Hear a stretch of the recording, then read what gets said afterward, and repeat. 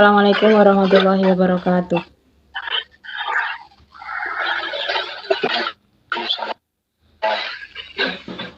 Kami dari kelompok 2 dengan materi statistika ingin menyampaikan hasil diskusi kami dari kelompok kami dan pengerjaan data. Sebelum masuk ke sesi penyampaian materi, perkenalkan nama saya Musyarafatul Nasriah dengan NIM 225221192 dengan rekan saya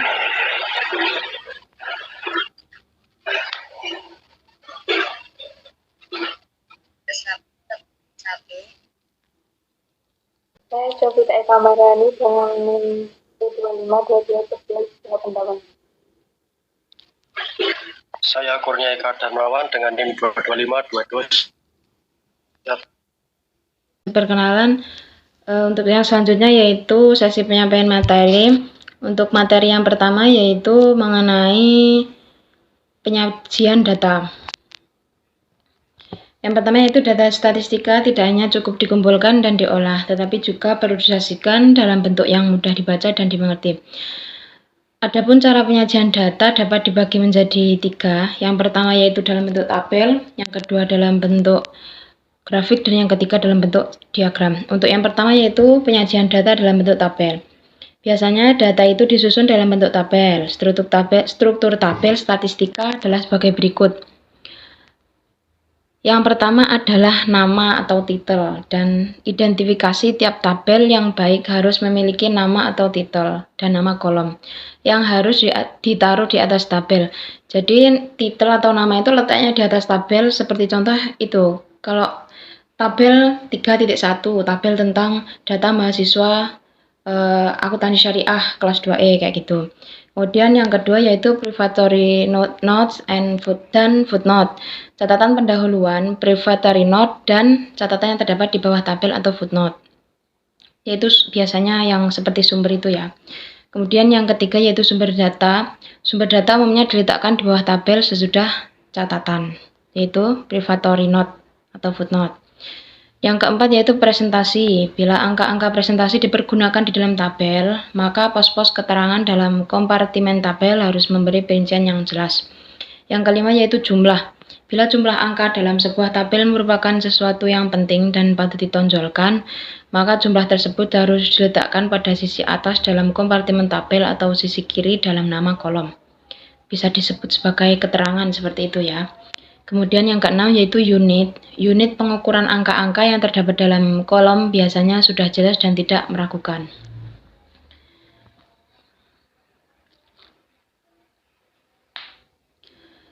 Untuk yang selanjutnya yaitu bentuk tabel dalam penyajian data adalah sebagai berikut.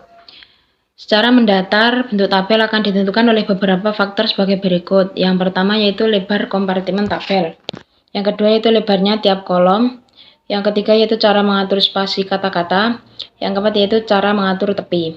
Kemudian, sedangkan secara vertikal, bentuk tabel akan ditentukan oleh beberapa faktor sebagai berikut.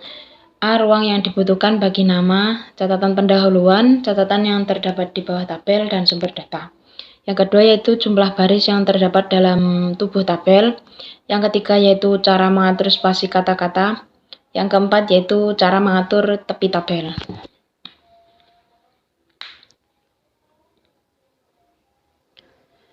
Yang selanjutnya yaitu macam-macam tabel dapat dibagi menjadi 3 lagi, yaitu sebagai berikut.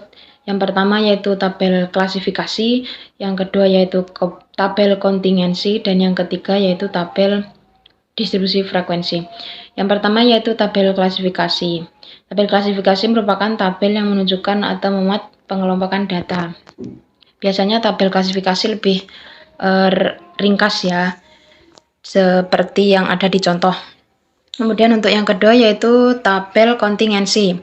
Tabel kontingensi atau badan tabel terdiri atas beberapa sel-sel sesuai dengan perinciannya, yaitu tabel klasifikasi yang sudah dibuat itu dirincikan kembali, seperti itu. Selanjutnya yaitu penyajian data dalam bentuk grafik. Cara lain untuk menyajikan data agar dapat memberikan gambaran yang lebih jelas ialah melukiskannya dalam bentuk diagram. Secara garis besar, diagram terbagi menjadi 2 macam, yakni diagram dan kartogram. Diagram yang sering digunakan meliputi diagram batang, diagram garis, diagram lambang, dan diagram lingkaran. Yang pertama, diagram batang. Cara menggambarkan diagram batang sangat sederhana, yakni diagram batang memerlukan sumbu tegak dan sumbu datar yang berpotongan tegak lurus. Sumbu tegak dan sumbu datar terbagi menjadi beberapa skala bagian yang sama. Setelah membuat kedua buah sumbu, maka titik-titik pembagian sumbu datar dibuat garis tegak lurus lalu diperlebar atau diberi warna. Tingginya sama dengan frekuensi dalam tiap pembagian atribut. Pada bagian bawah sumbu dituliskan atribut atau waktu, dan pada sumbu tegak dituliskan nilai data.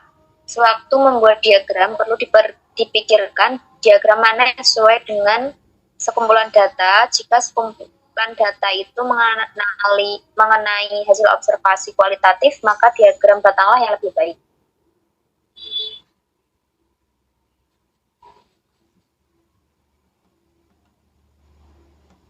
Kemudian diagram garis digunakan untuk mengetahui perubahan yang seolah-olah berkelanjutan selama jangka waktu, serta untuk mengetahui bagaimana sifat perubahan data dari waktu ke waktu.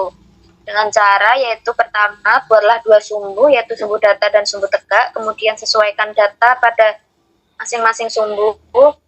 Selanjutnya, jika semua data sudah disesuaikan masing-masing sumbu, maka akan terdapat sekumpulan titik-titik. Hubungkan titik-titik itu sehingga berbentuk garis. Di bagian tengah bawah diagram diberi nomor agar mudah dalam pencarian diagram.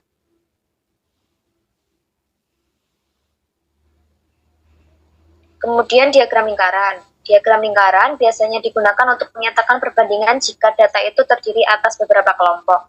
Hal ini disebabkan karena kita mesti menentukan porsi frekuensi dalam sebuah lingkaran yang mesti menggunakan busur derajat dengan cara sebagai berikut. Pertama, ubahlah nilai data absolut ke dalam bentuk persentase.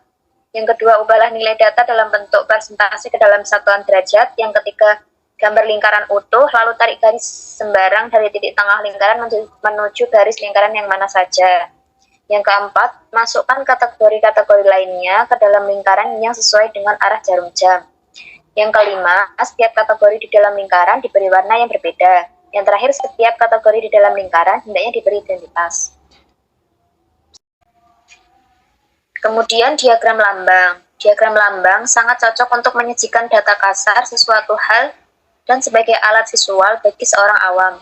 Langkah-langkah untuk membuat diagram lambang dapat dijelaskan secara ringkas sebagai berikut. Pertama, kita buat 3 buah kolom dengan ketentuan sebagai berikut. Pertama, kolom pertama berisi nama-nama kategori, kolom kedua berisi lambang yang digunakan, dan kolom ketiga berisi frekuensinya.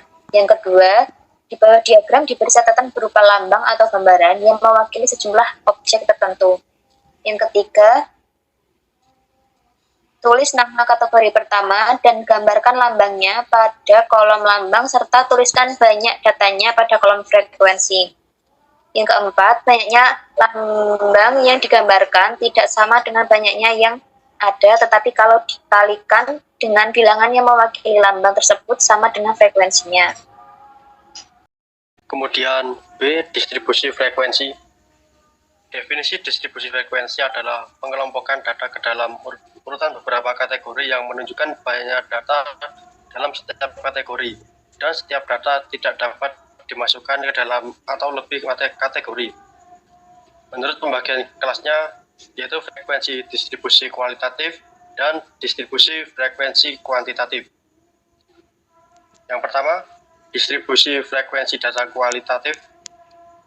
Data yang disajikan pada tabel adalah data kualitatif 50 orang peserta komputer dari 5 jenis perusahaan komputer. Dari data tersebut, kita kesulitan untuk mengetahui dengan cepat jenis komputer mana yang paling banyak diminati pembeli. Untuk menjawab pertanyaan itu, maka datanya perlu disajikan dalam bentuk distribusi frekuensi. Pada tabel tersebut telah menyajikan hasil distribusi frekuensi yang dilakukan terhadap data awal. Dari tampilan data tersebut dapat diketahui dengan cepat bahwa hasil merupakan jenis komputer yang paling banyak diminati, dan Sony adalah jenis komputer yang peminatnya paling sedikit. Kemudian yang kedua, distribusi frekuensi data kuantitatif. Ada 3 hal yang perlu diperhatikan dalam menentukan kelas bagi distribusi frekuensi. Bentuk data kualitatif yaitu jumlah kelas, lebar kelas, dan batas kelas. Kategori kelas dalam distribusi frekuensi kuantitatif terdapat dua macam, yaitu kategori data tunggal dan kategori data kelompok atau bergolong. A. Distribusi frekuensi data tunggal. Distribusi frekuensi tunggal merupakan jenis distribusi frekuensi yang mengelompokkan data mentah berdasarkan kategori tunggal, bukan kelompok. Kemudian B. Distribusi frekuensi kelompok. Distribusi frekuensi kelompok merupakan jenis distribusi frekuensi yang mengelompokkan data mentah berdasarkan kategori kelompok.